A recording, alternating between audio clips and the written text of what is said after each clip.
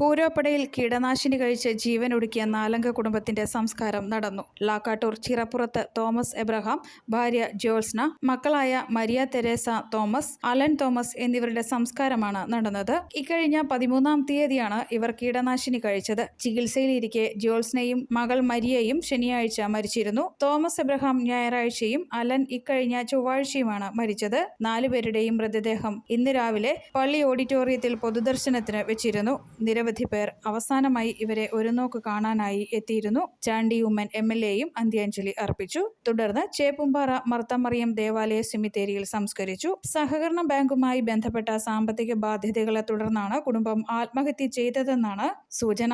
സംഭവത്തിലെ ദുരൂഹത നീക്കാൻ സമഗ്ര അന്വേഷണം ആവശ്യപ്പെട്ട് ആഭ്യന്തരമന്ത്രി രമേശ് ചെന്നിത്തലയ്ക്ക് ചാണ്ടി ഉമ്മൻ MLA പരാതി നൽകിയിട്ടുണ്ട്. വീട്ടിൽ നിന്നും ലഭിച്ച ആത്മഹത്യാക്കുറിപ്പും മറ്റ് രേഖകളും കേന്ദ്രീകരിച്ചാണ് പോലീസ് അന്വേഷണം പുരോഗമിക്കുന്നത്. News bureau, Kottayam.